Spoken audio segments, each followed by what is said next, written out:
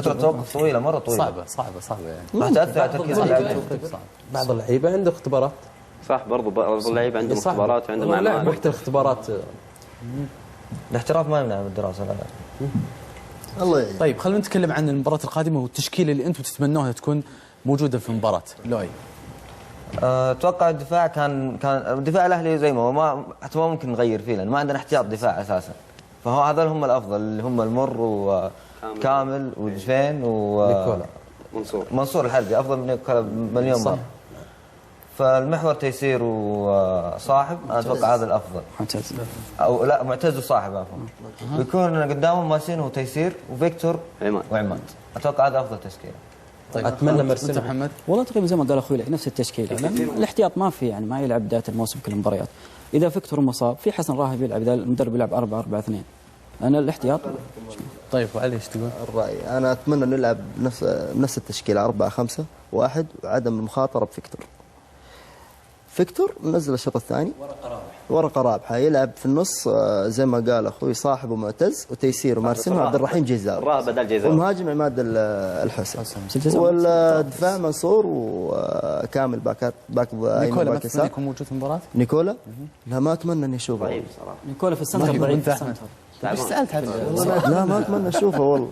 انا نيكولا اتمنى انه يلعب بصراحه. في الظهير اصلا اول شيء تسديدات عنده ويصعب بس قلب دفاع، ما يصلح ظهير. طيب وانت سعد؟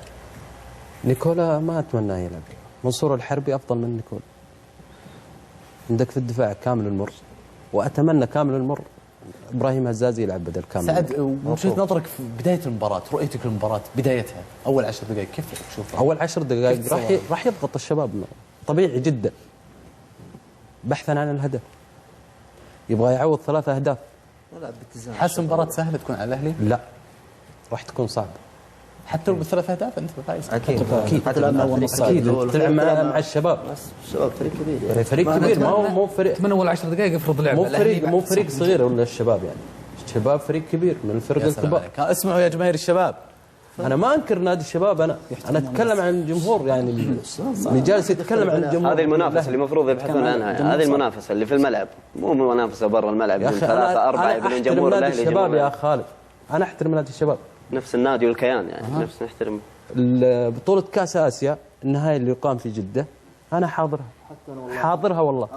أيام 3 أهداف عبد الله الشيحان والله حاضرها. مباراة الهلال والشباب النهائي اللي في جدة. وأزرتوا الشباب وأزرنا الشباب والله يا خالد. بس لو تلاحظ يا خالد بعد ما استلم الرئاسة خالد البلطان. في نقطة مهمة بعد أخوي خالد. تغيرت العلاقة مع جمهور الأهلي. متى تغيرت؟ بعد رئاسة خالد البلطان. مع جمهور الأهلي. مع جمهور الأهلي وجمهور النصر وجمهور الاتحاد. طيب خلينا نتكلم عن الاهلي. لا جمهور الهلال الحين يعني. طيب خلينا سعد خلينا ناخذها واحده.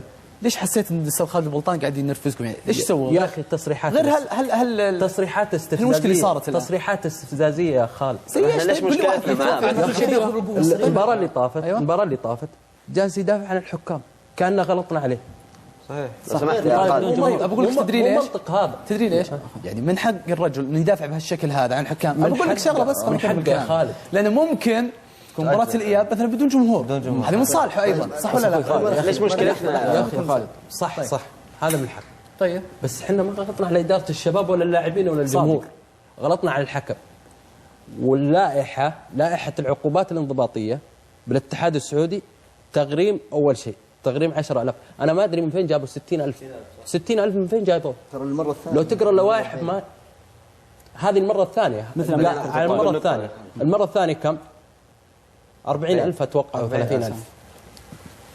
المرة الثالثة تلعب بدون جمهور.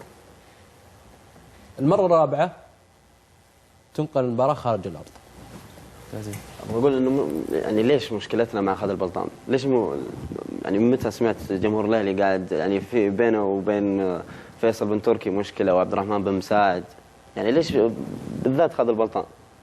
بعدين زي ما قال الشباب ما كان يعني للاهلي مشكله مع الشباب او نادي الشباب او جمهور نادي الشباب، ابدا ما كان في مشكله. طيب رئيس خالد البلطان يعني اي حاجه بسيطه على الاهلي تصير حساسيه من خالد البلطان، رغم ان خالد البلطان نفس خالد البلطان قبل سنوات يعني تأذى في المدرجات من جمهور نادي الهلال، وطلع بعد القناه قال هذا ما يمثل نادي الهلال.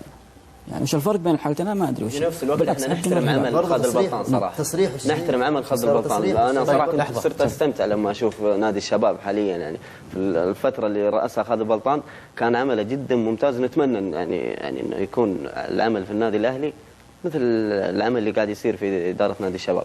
ما قلل من اداره النادي الاهلي، ما قلل من اداره النادي الاهلي، بس في نفس الوقت طالب خالد البلطان يترك الاشياء اللي برا العمل، الكلام ما الكلام. انت رئيس نادي ومسؤول، يعني برضه يوم تقول ما في دليل. تصريح الشهير ثلاثه الكبار الشباب الهلال الاتحاد فين الاهلي؟ واضح قال في ال10 سنوات. طيب خلنا بس ايوه لا تاريخ ما يقدر ينكره، هذا من التصاريح المستفزه يعني. ورد عليه بطريقه عليه جمهور الاهلي بطريقه مؤدبه في جدا. طيب ممتاز، بس بقول لك شغله، هو لما تكلم بالتصريح هذا ايضا خلينا نكمل الجمله الثانيه.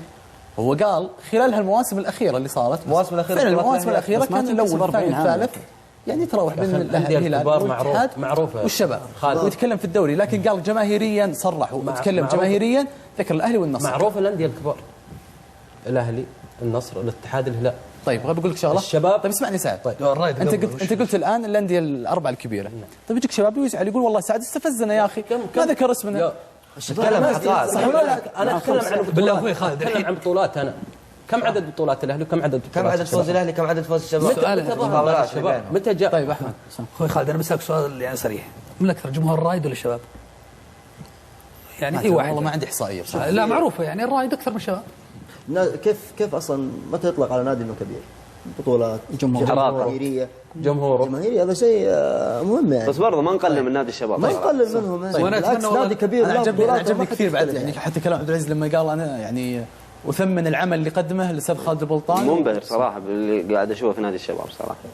لكن برضه بس اتمنى من خالد البلطان يركز في العمل ويستمر في العمل اذا بيفيد الوطن صراحه. برضه هو له الدور الاكبر ترى. برضه نوجه رساله. هي عمل جماعي يعني. عمل جماعي نحترمه اكيد، عمله كبير ايضا في نادي الشباب. لكن خلينا ناخذ توقعاتكم المباراه القادمه بصراحه. توقع فني، خلونا عن التوقع الامنيات خلوها على جنب، تكلم فنيا. علي ببدا معك على بسرعه. بصراحه انا مباراه الاهلي الشباب اتوقعها بكل امانه، اتوقعها تنتهي تعادل. احمد اتوقع 2-1. مين؟ الاهلي. سعد اتوقع 2-1. المين؟ طيب العمده. طيب صالح اتوقع 2-1 برضه. محمد فارق هدف للاهلي. فارق هدف 2-0 الاهلي، عطفا على المباراه اللي فاتت. والله بتكون مباراة صعبة بس إن شاء الله 2-0 للأهلي. طيب أنا أشكركم، أشكر تواجدكم اليوم معنا. أيضا أشكر كل من راسلنا عن طريق الSMS، محمد الزهراني وياسر الروقي، هذال الدوسري، حمد العنزي، سامي الرشيدي، أيضا ياسر العبادي، كثير والله الأسماء، سلطان الترجمي، محمد الجهني. يعطيكم ألف عافية، شكرا جدا لتواصلكم. آسف لبعض الأسماء اللي ما قرأتها، الوقت يعني يداهمني. شكرا جدا لتواصلكم معنا، شكرا لمتابعتكم. أتمنى بإذن الله نلتقيكم غدا، راح يلتقيكم زميلي عبد الرحمن الحميدي بإذن الله. في أمان الله.